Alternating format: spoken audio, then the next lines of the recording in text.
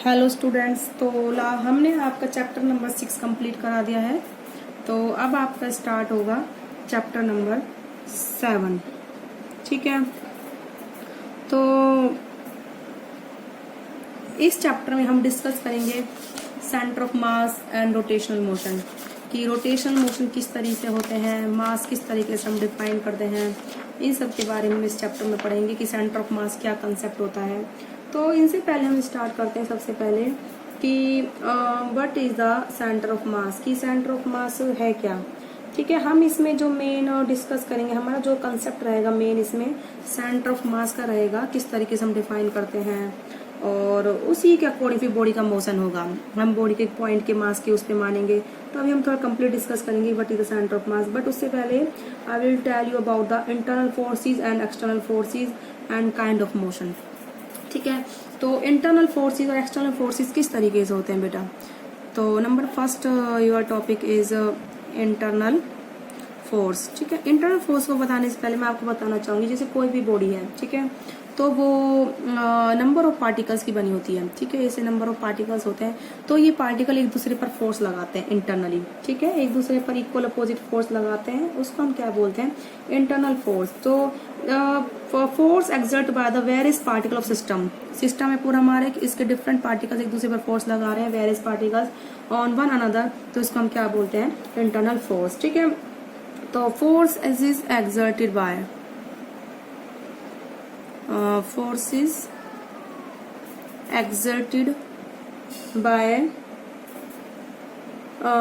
exerted by various particle of system.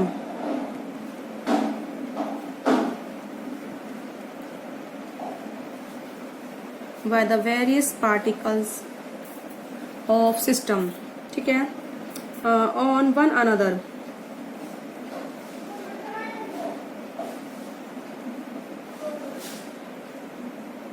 ठीक है, एक दूसरे पर जो फोर्स लगाते हैं ये are called internal force.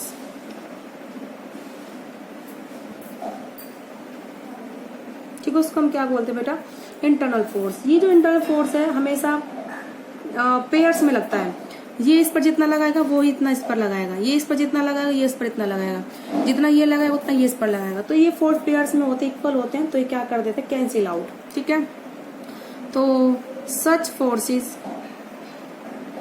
cancel out in pairs। तो ये फोर्सेस क्या कर देते हैं बेटा, एक दूसरे को कैंसिल आउट कर देते हैं पेयर्स में। ठीक है, अब आता है बेटा उसके बाद external force.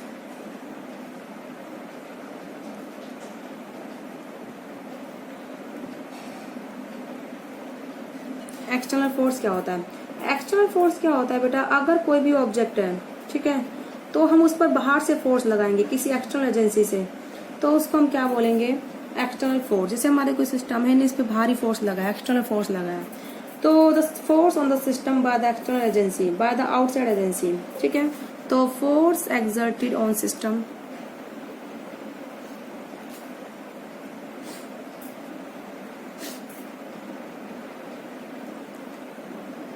Force exerted on system, ठीक है, बाय एक्सटर्नल एजेंसी। ठीक है, तो हम उसको हम क्या बोलेंगे बेटा, by agency outside the system, या फिर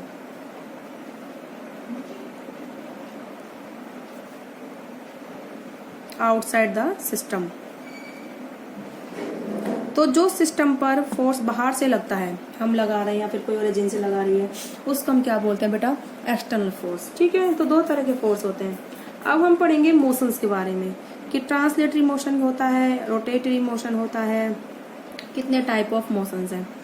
ठीक है, तो मोशन के टाइप्स, तो मोशन मेनली कितने टाइप का डिफाइड करा हमने, 3 काइंड ऑफ मोशन। ठीक है, 3 टाइप ऑफ मोशन को हमने डिफाइन करा है। 3 kinds of motion are basic. ठीक है, 3 तरह के मोशंस होते हैं। नंबर फर्स्ट आता है तुम्हारा बेटा प्योर ट्रांसलेटरी मोशन। ठीक है, दूसरा आता है बेटा आपका प्योर रोटेशनल मोशन। ठीक है, तीसरा आता है कॉम्बिनेशन ऑफ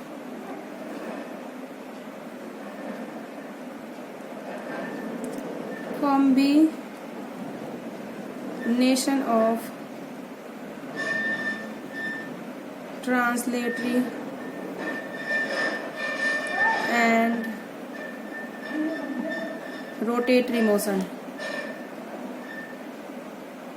तो किसका बेटा? ट्रांसलेटरी एंड रोटेटरी मोशन का कॉम्बिनेशन। ठीक है, तो बेटा आपका प्योर ट्रांसलेटरी मोशन क्या होता है? जिसमें हर एक पार्टिकल की वेलोसिटी क्या होती है? सेम होती है। ठीक है, तो उसको हम क्या बोलते हैं? Translatory motion pure.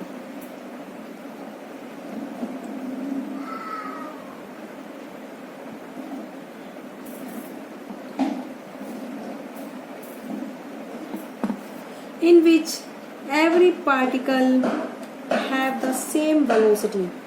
ठीक है, velocity is a vector quantity। इसमें it means डायरेक्शन भी सेम होगी और स्पीड भी सेम होगी। ठीक है, तो all the particles are moving together with the same velocity। ठीक है, जैसे ये कोई इंक्लाइंड प्लेन है, इससे कोई भी ये ब्लॉक नीचे की तरफ आ रहा है, तो इसमें जितने भी पार्टिकल्स हैं उन सबका मोशन कैसा हो रहा है बेटा? ट्रांसलेटरी। ठीक है, तो all the particles of body are moving together. All the particles of body moving together, यानी कि एक साथ चलते हैं विद द सेम वेलोसिटी।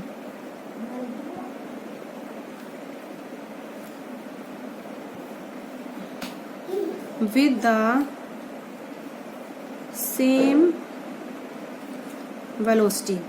कैसे चलते हैं बेटा? वो सेम वेलोसिटी से चलते हैं। ठीक है, और एक साथ चलते हैं। अब उसके बाद आता है मेरे, ये किसी एक्सिस के अबाउट नहीं होता, मतलब ये स्ट्रेट लाइन में मोशन होता है। उसके बाद बेटा आपका आता है प्योर रोटेशनल मोशन। ठीक है बेटा, प्योर रोटेशनल मोशन आपका किस तरीके से होता है? ये एक फिक्स्ड एक्सिस के अबाउट होता है। इसके अबाउट होता है। ठीक है, तो मतलब किसी एक्सिस के अबाउट ये मोशन होता है जिसमें हर एक पार्टिकल सर्कल में मूव करता है। ठीक है, तो जैसे मान लो ये आपकी कोई बॉडी है। ठीक है, इसमें एक पार्टिकल यहाँ है और एक पार्टिकल यहाँ है। मैंने दो पार्टिकल दिखाए आपको। ठीक है, तो ये मान लो ये बॉडी इस एक्सिस को रोटेट कर रही है, तो ये जो पार्टिकल है कितने सर्कल का रेडियस बनाएगा? रेडियस की जो सर्कल होगी, मतलब सर्कल जो बनाएगा ऐसे घूमते घूमते सर्कल बनाएगा, उसकी रेडियस बेटा कितनी होगी? R1। अब ये पार्टिकल है जो इसकी रेडियस कितनी होगी बेटा? R2। तो डिफरेंट रेडियस होगी हर एक पार्टिकल की। एक फिक्स्ड एक्सिस के अबाउट होता है ये वाला मोशन। ठीक है, तो इन सच ए motion body rotate about fixed axis। body rotate about fixed axis। ठीक है, जिसमें every particle, हर एक पार्टिकल क्या करता है? of the body, every particle of the body moves in circle। ठीक है, हर एक पार्टिकल किस में मूव करेगा? सर्कल में। तो मान लो ये एक्सिस को बॉडी रोटेट कर रही है, ये कोई बॉडी है, तो ऐसे रोटेट करेगी बेटा वो बॉडी, है ना? ऐसे रोटेट करेगी ना, तो एक प्लेन बनेगा, ये वाला प्लेन, इस प्लेन में बॉडी रोटेट करेगी। तो जो ये वाला प्लेन है, ये प्लेन हो गया, इस प्लेन बॉडी रोटेट कर रही है, इस प्लेन में पार्टिकल रोटेट कर रहा है, तो ये एक्सिस हो गया। तो ये जो प्लेन है कैसे है? एक्सिस के परपेंडिकुलर है।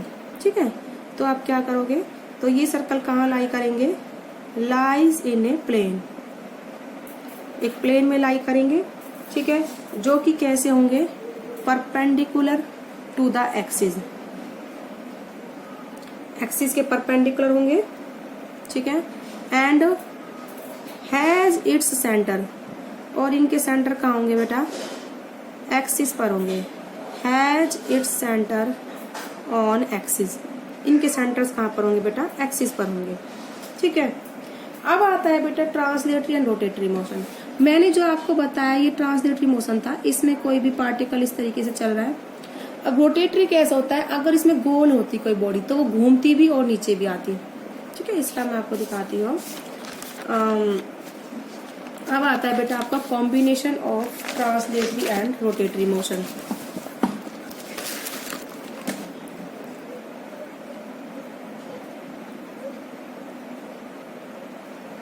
Combination of translatory and rotatory motion। ठीक है, इसका एग्जाम्पल बेटा आपका क्या है, आपका प्लेन है। ठीक है, ये कोई स्फेरिकल बॉडी है, तो इस पर जो ये पार्टिकल है P2 हो गया, ये पार्टिकल P1 हो गया। ठीक है, ये P2 P1 पार्टिकल हो गए। तो ये जो चले आ रहा है इसमें पार्टिकल की जो बॉडी है स्फेरिकल भी मूव करेगी सर्कुलर पाथ में और नीचे भी आएगी, ट्रांसलेटरी भी होगी। तो इसमें कैसे मोशन है, दोनों ही मोशन है, ट्रांसलेटरी भी और रोटेटरी भी। ठीक है, तो इसमें एक एक्सिस है, जो एक्सिस होगा इसके सेंटर से जाएगा, उस एक्सिस के अबाउट ये बॉडी घूमेगी, ऐसे एक्सिस के अबाउट घूमेगी बॉडी है। तो और बॉडी का लीनियर मोशन भी होगा और कैसा होगा बेटा, रोटेटरी भी। ठीक है, तो अब देखो ये जैसे पॉइंट है, यहाँ पर ये P1 है, ये P2 है, P3 है, उसकी वेलोसिटी ऐसे होगी टेंजेंट। ठीक है, ये P4 है, इसकी वेलोसिटी पीछे की ओर होगी इस पार्टिकल की। तो हर एक पार्टिकल की जो वेलोसिटी की डायरेक्शन है वो क्या होगी, अलग अलग होगी। ठीक है, तो जो ये वेलोसिटी है P4, जिस पॉइंट पर एक कॉन्टेक्ट है इस सरफेस पे, उसकी वेलोसिटी कितनी होगी, 0। ठीक है, तो आप इसको लिख सकते हो particles of the body move roll with different velocity। velocity is a vector quantity जिसकी डायरेक्शन भी होती है और मैग्नीट्यूड भी होता है। तो यहाँ पर देखो बेटा मैग्नीट्यूड 0 है, यहाँ पर ये पॉइंट कैसे होगा, 0 वेलोसिटी पर होगा। ये वेलोसिटी अलग आएगी, इसकी वेलोसिटी अलग होगी सेंटर पर। ठीक है, और इनकी डायरेक्शन भी सबकी अलग अलग है। तो आप क्या लिखोगे, ठीक है, इसका एग्जाम्पल मैंने क्या दिया है, when cylinder rolls down, cylinder है या फिर कोई भी सिलेंड्रिकल बॉडी, ये स्फेरिकल बॉडी है। ठीक है, when cylinder rolls down on inclined plane,